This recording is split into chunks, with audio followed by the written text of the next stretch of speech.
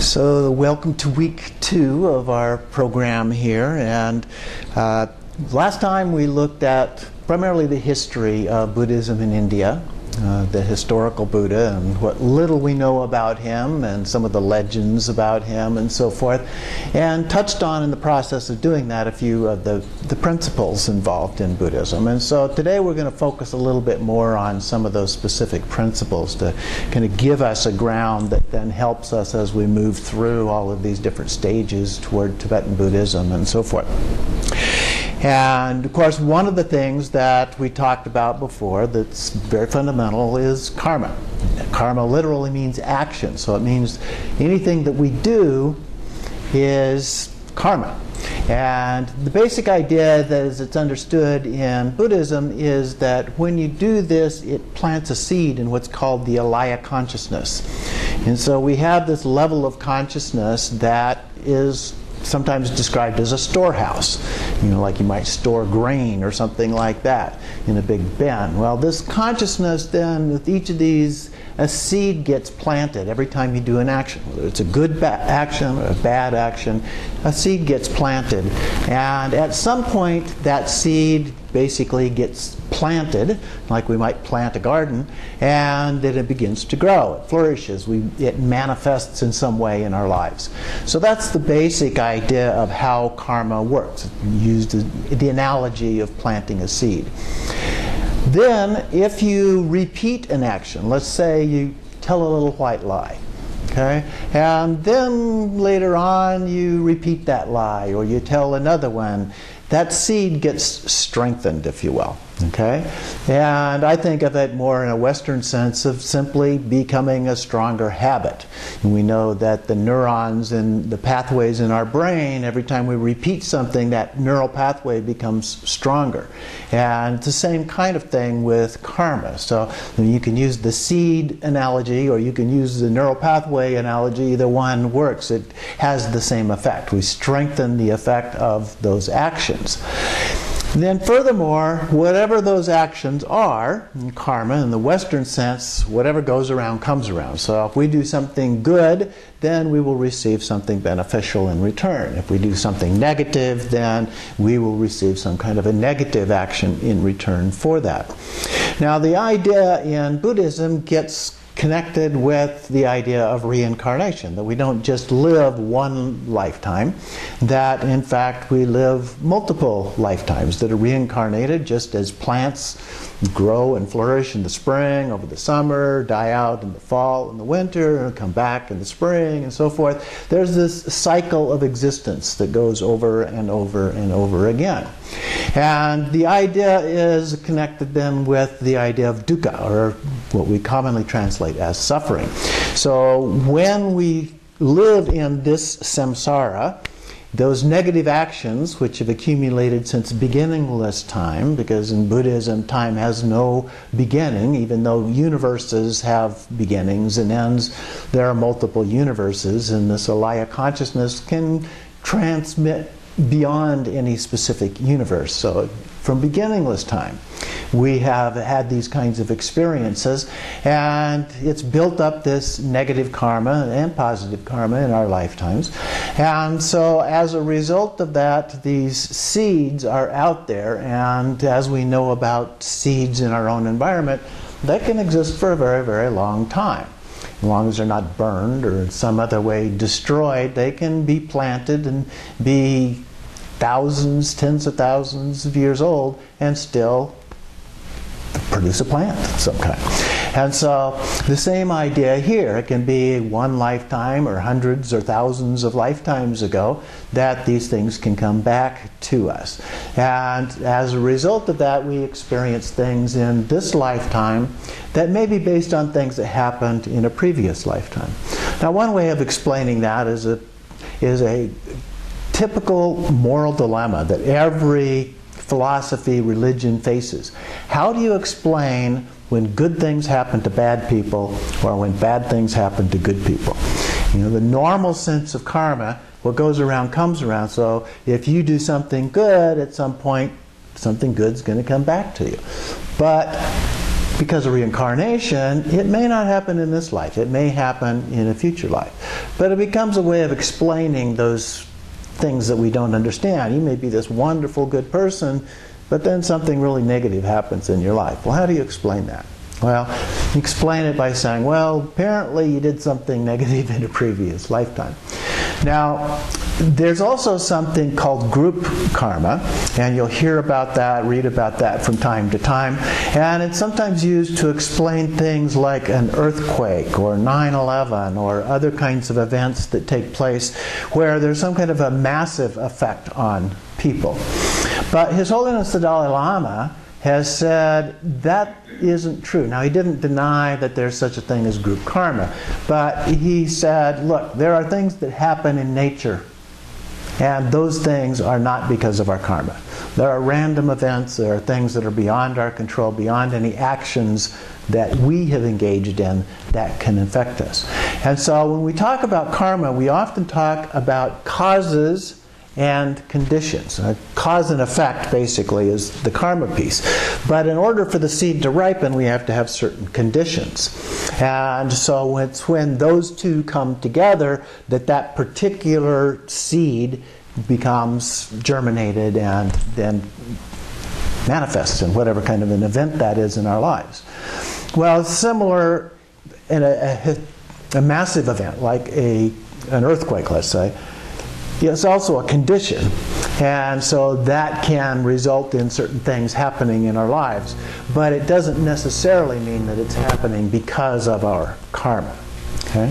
So I think it's important to be aware of that. So at least the Dalai Lama is of the opinion that there are things that can happen to us, conditions, circumstances in our lives that are not based entirely on our own actions. Okay? So a couple of different points of view, but we will find that throughout Buddhism. There are people that have one point of view, another point of view. They sometimes disagree with each other over those things. And that's okay. It gives us a broader perspective of the possibilities and the understandings of these things.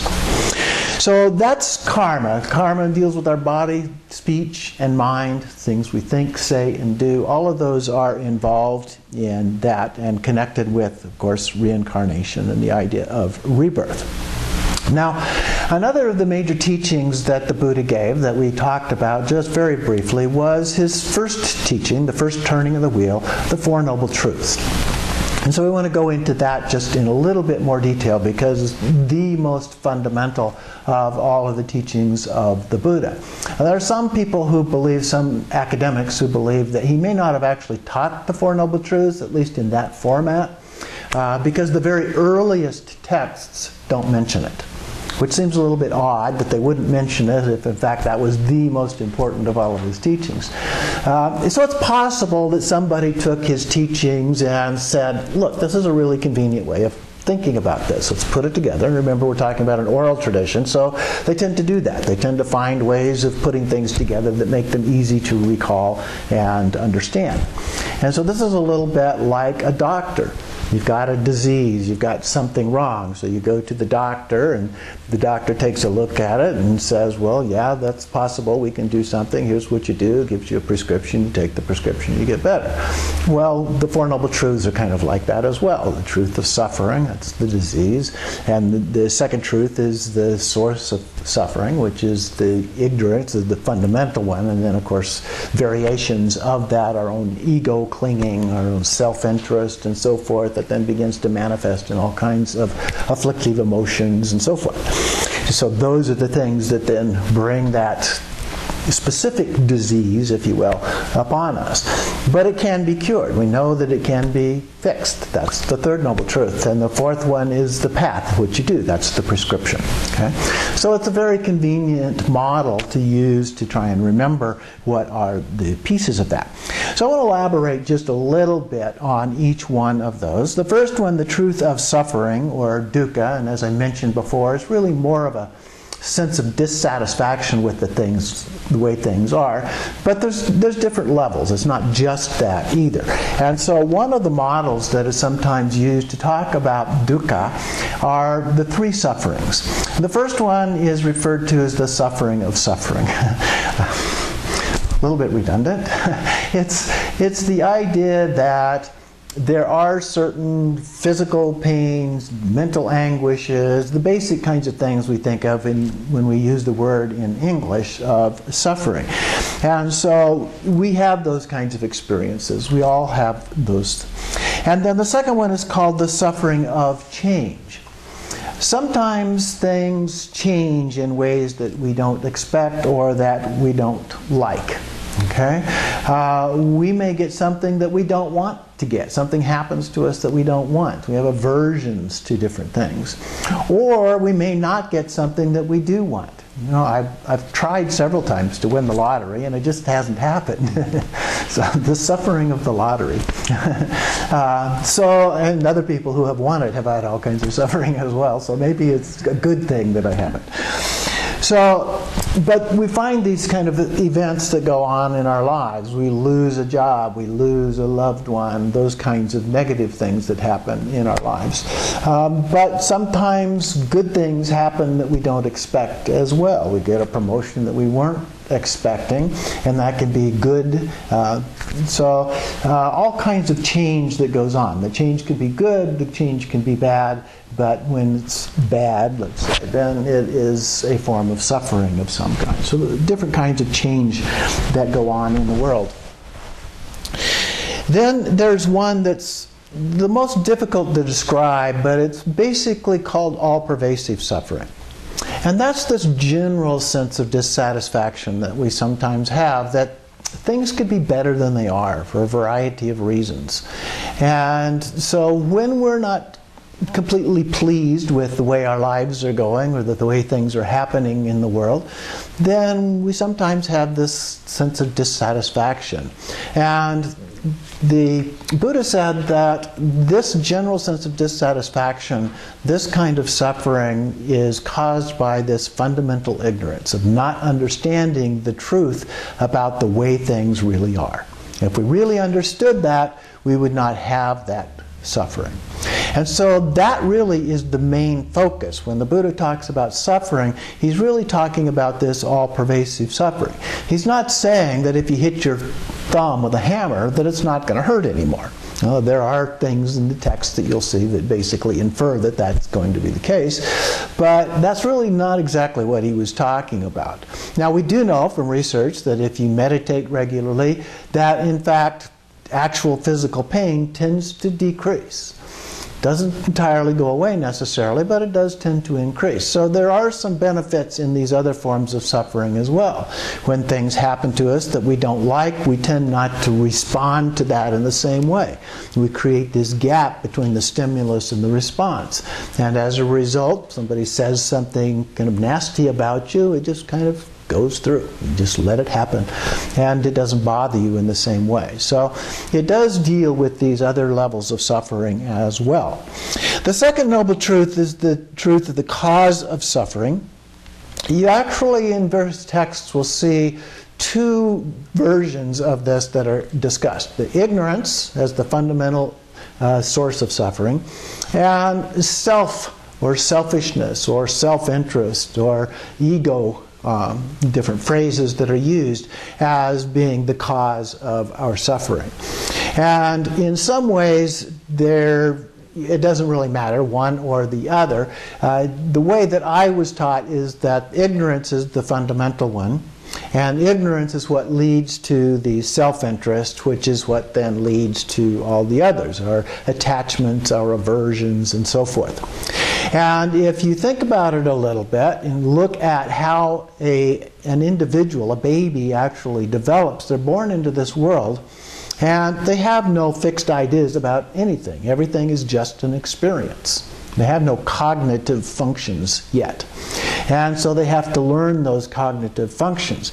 Well, when they do that in the process, one of the first things that they learn is, this is mine. You know, my cup. It doesn't belong to you. It's mine. It's not yours. And so we go through this process of development just in very earliest stages. In fact, the psychologists talk about this oceanic existence when we're first born, that we can't even differentiate between ourself and other things in the very beginning.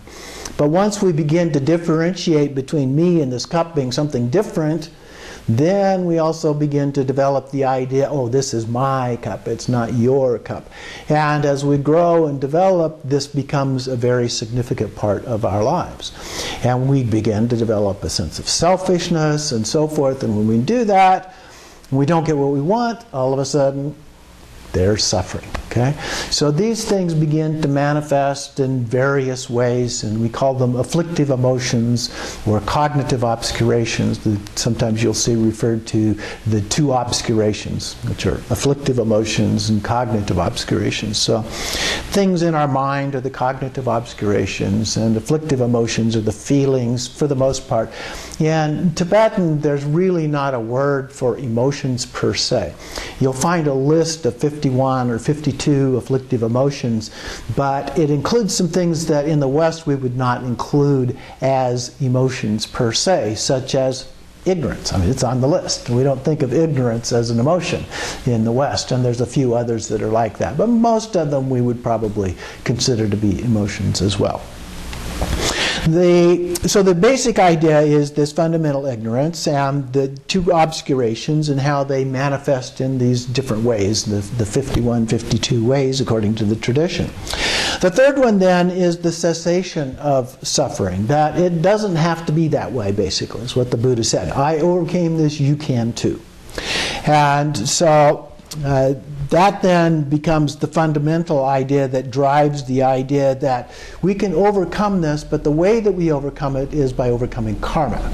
Okay? Karma is what allows this suffering then to actually take place, because we do an action, plant the seed manifests in the form of suffering.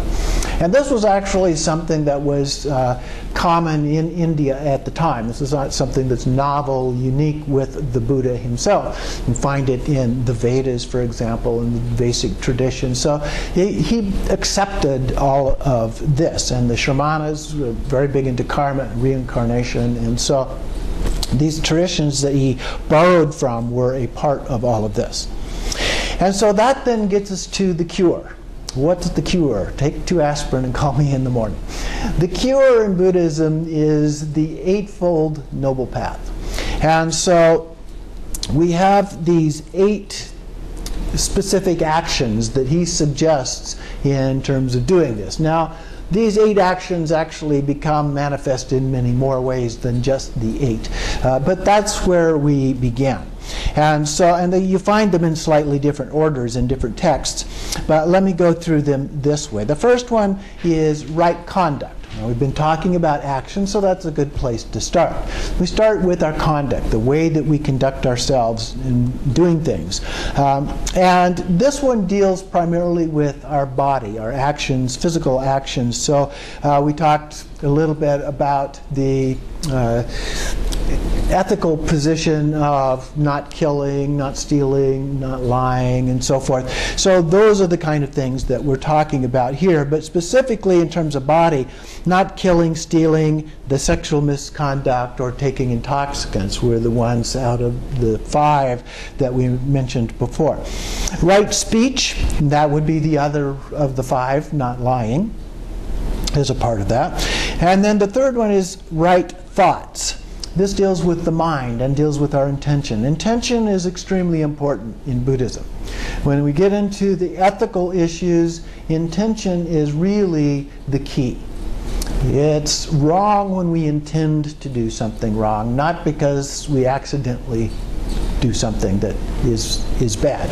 Now that's bad that we do something that way, but it's not the same as we have an intention to do something. If we intend to kill, that's very different than if we accidentally kill something.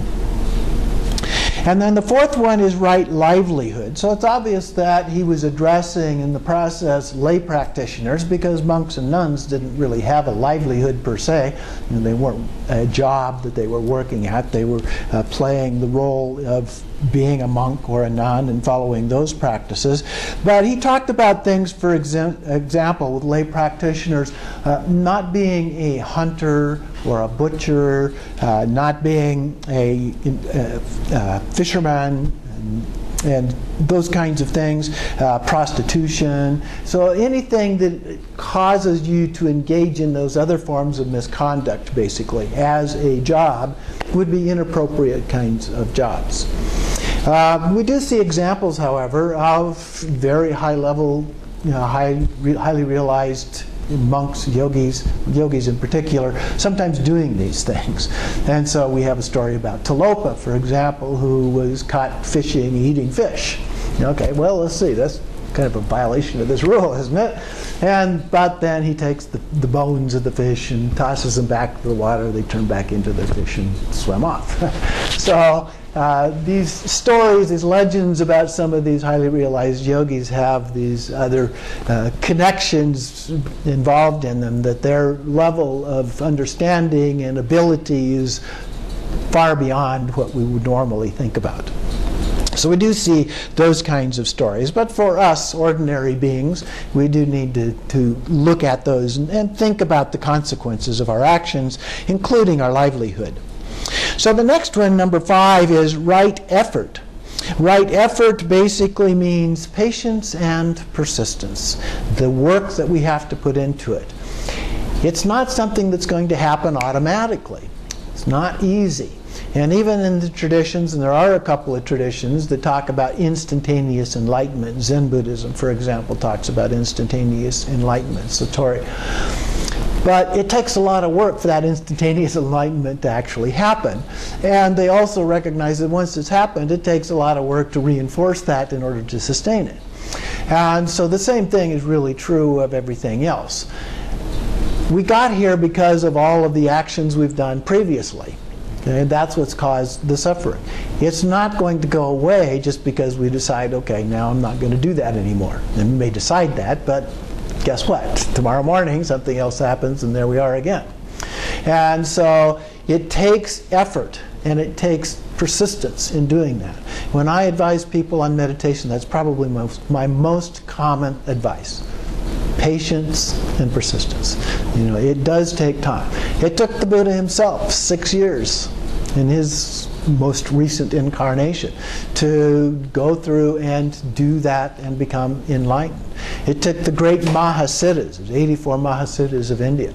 It took them actually many years of practice before they had some significant event happen in their lives, and then it took them another 12 years, almost always. It's kind of a magical number.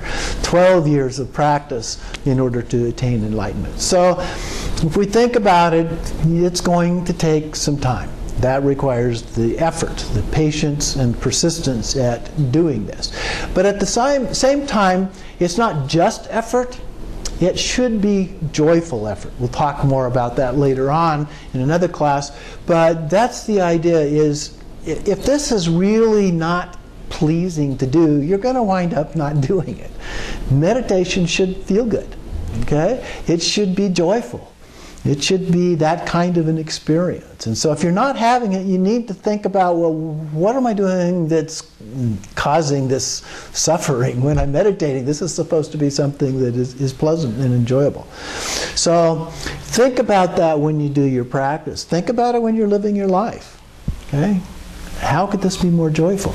I often describe enlightenment as simply innate happiness. Okay? So if there is this innate happiness that the Buddha talked about, we can mimic that. One of the things we know from Western psychology is that if you are feeling negative, if you pretend that you're happy, you will actually become happy. Okay? It really works. And they've actually done it with smiles. So much so that in one experiment they had people put a pencil, looking for a pencil, I don't have one, a pencil in their mouth when they were feeling negative, and they showed them some videos to cause them to generate kind of a negative sensation. And had them, one group, put a pencil in their mouth to hold it, which forces your mouth into a quasi-smile, right? And another group that they didn't do that with, and there was a significant difference in the people that had the pencil in their mouth because it created this kind of a smile. Or in other cases they had them intentionally smile, and it had the same effect. So when you smile, it's going to make a difference. So if you're not feeling too good, just try smiling. When you're meditating, it's okay to smile. There's nothing wrong with smiling while you're meditating. And see if it makes a difference for you.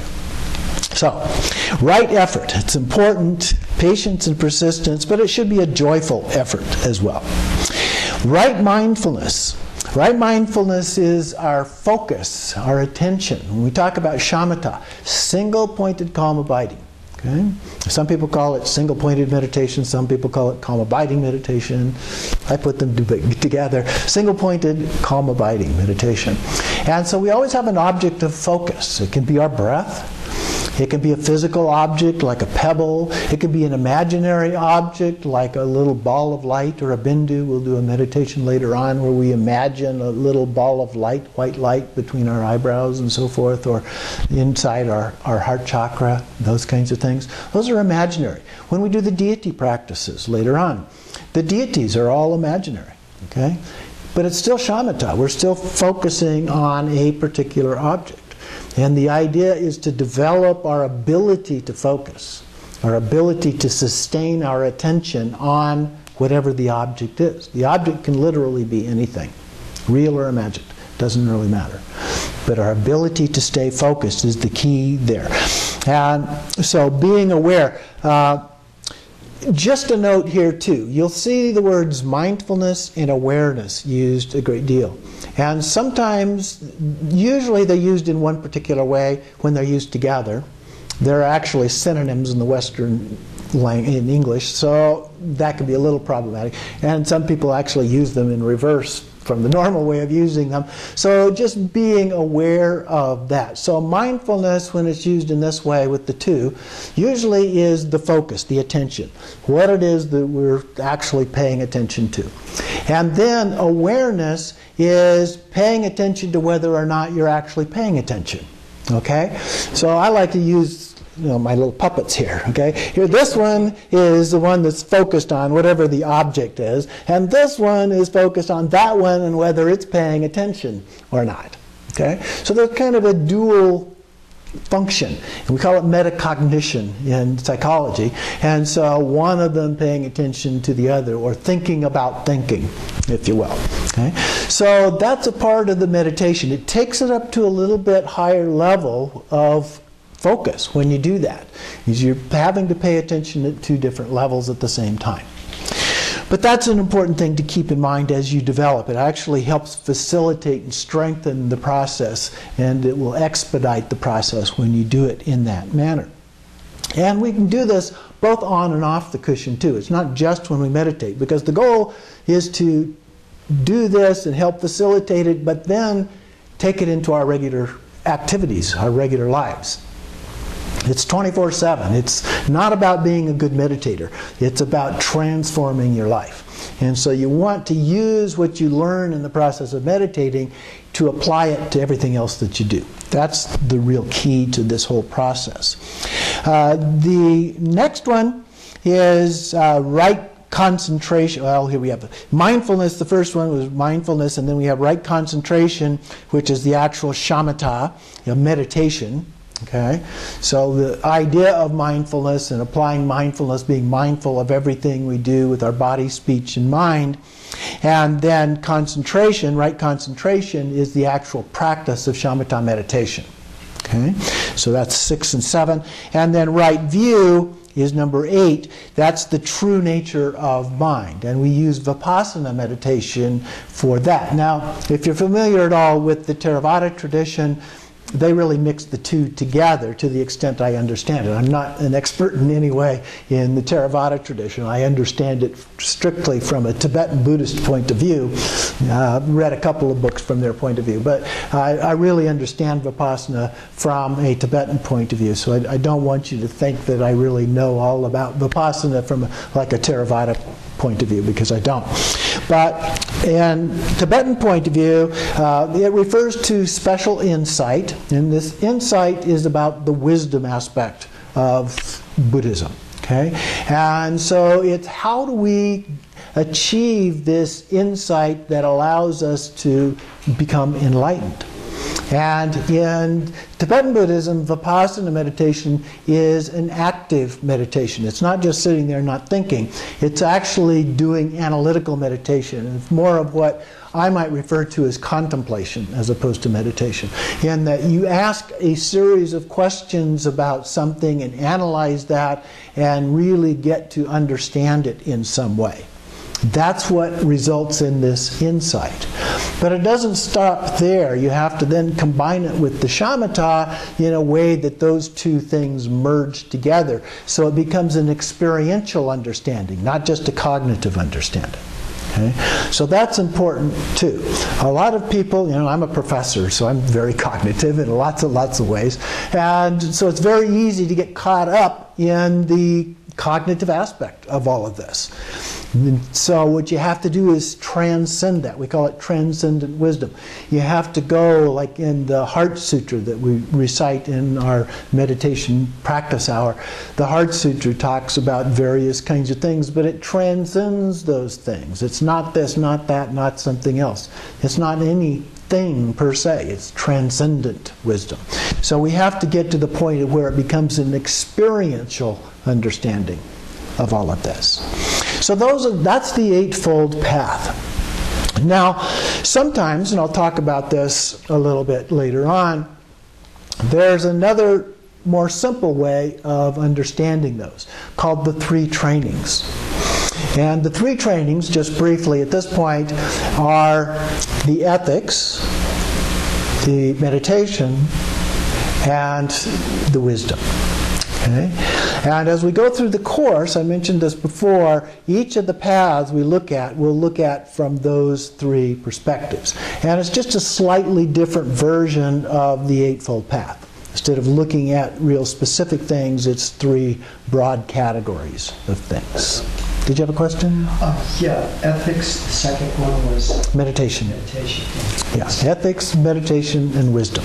So those are the three. We'll come back to that in a little bit. Another of the core concepts that we touched upon a little bit ago was the idea of self, or selfishness. Now the Buddha talked about Atman and Anatman. Atman in the Vedas refers to a soul. And the Vedics, the Brahmins, believed that there was this existent, permanent soul. It was never changed. It was related to and connected with Brahman. And it was kind of the individual version of Brahman. Like it was going to, at some point, reconnect with the greater soul, if you will, this Brahman, that was beyond description. It's actually a lot like what is used in Buddhism as well, but it's a different concept. In Buddhism, we don't believe in any single, uniform, existent thing, per se.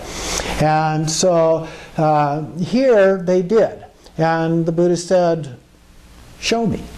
I don't see this thing that you're talking about. Everything that I see changes. I can't find anything that does not change. So if there's nothing that changes, it must not really exist. It's not a permanent soul, a permanent self, if you will.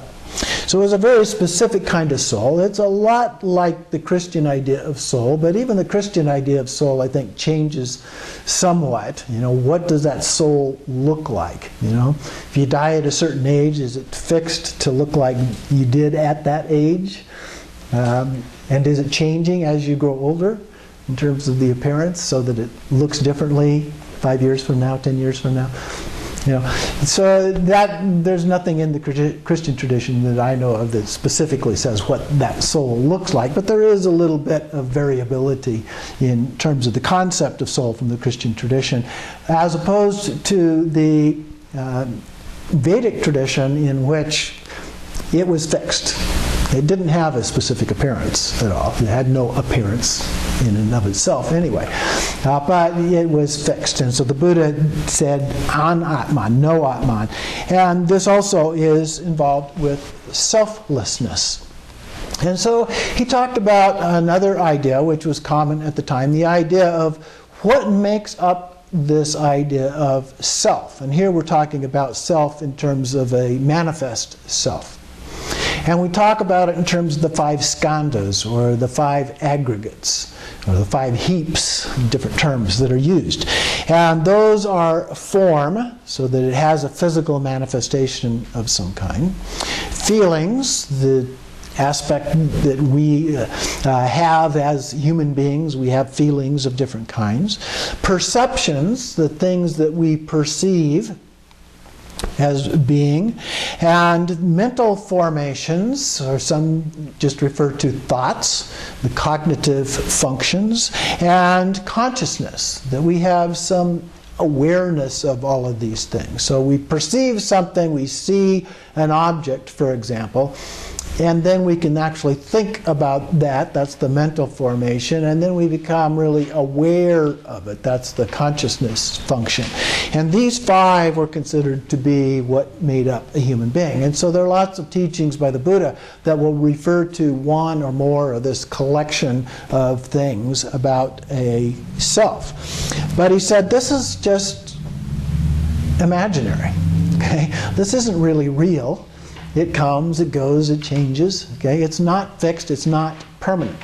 And when he says there is no something, what he's talking about is it's impermanent. He's not saying there isn't a thing out there, but he's saying there's no thing in terms of a permanent thing. Okay? It's all dependent upon other things. It's all interdependent. It's all changing all the time. And so in order to achieve a stage of enlightenment, we need to let go of the idea of these things and having this more permanent kind of existence, because that's what leads to suffering. Another key idea is shunyata, emptiness. Another of his key teachings. And it does have different meanings, particularly in some of the different paths, and we'll talk about that as we go through those over this course. The basic idea, though, is he taught originally the lack of inherent existence. Okay? Inherent existence is what I was just referring to, that something exists in and of itself. It's not dependent upon anything else. So the idea of the soul in the Vedas was that it was independent of anything else. It had no cause. It just existed. Okay?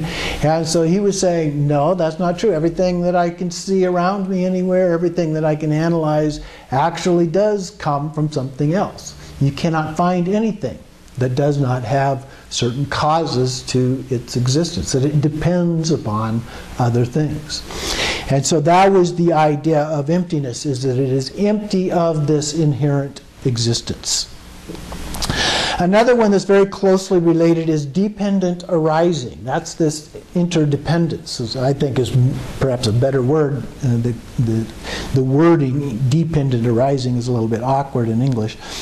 And he taught the 12 links of dependent origination as a part of that. We're not going to go through that, but those involve ignorance, action or karma, the consciousness, name and form, the senses, that's the 6 senses, contact or coming together of those previous things, feeling, attachment, grasping, cyclic existence, birth, aging, and death. And so these were the 12 links, and these things are all connected. So he talks about them in terms of how they are connected with each other. So that is the idea of dependent arising. But I think the key part of that is interdependence. That you look at things, everything you can look at and discuss. And so this is one of those Vipassana type meditations that I mentioned, where you look at how are things related to each other. And so we'll go through some of those a little bit later on. And the last one that I wanted to mention right here is the 9 yanas. In the Tibetan tradition, as this developed, they developed a way of classifying various teachings. Now, the teachings were developed before the classification system, which sometimes makes it a little bit awkward, that things don't quite fit the way that they might if it was the classification system that was developed first. But that's often the way things happen. When we come up with ideas, in order to understand it, we develop a way of classifying them, putting them into pigeonholes. They don't always quite fit. You know, you're putting round pegs in square holes sometimes. If the peg is small enough, maybe it'll fit in the square hole. Force it in somehow. But they don't always fit nicely and neatly. Well, at any rate, we have the 9 vehicles. Now, in this course, what I do is I break those down into the 4 paths. And in the 9 vehicles, that is expanded a little bit. So the path of individual liberation is divided into 2 parts. And there's one that deals with, basically called the hearers, and another one called the yogis, basically. So you have the people who are the monks and nuns as one group, and the yogis that are out in the forest and the woods as another group. And so those are 2 of the yanas related to the path of individual liberation. And then we have the path of the bodhisattva, the path of altruism is another one. So that's 3 of the yanas. And then we divide the next group, which is within the path of tantra, into 2 sections. There are the outer deity practices and the inner deity practices. The outer deity practices are further divided into 3, and we'll talk more about that a little bit later. And the inner deity practices are also divided into 3. Now, the particular 3 varies within the tradition. We'll talk a little bit more about the history next week of how all of this developed, and we'll go into a little more detail about these 9 yanas at that time. But there are 2 different approaches to how those last 3 are characterized. So those are the 9 that are described as a part of this.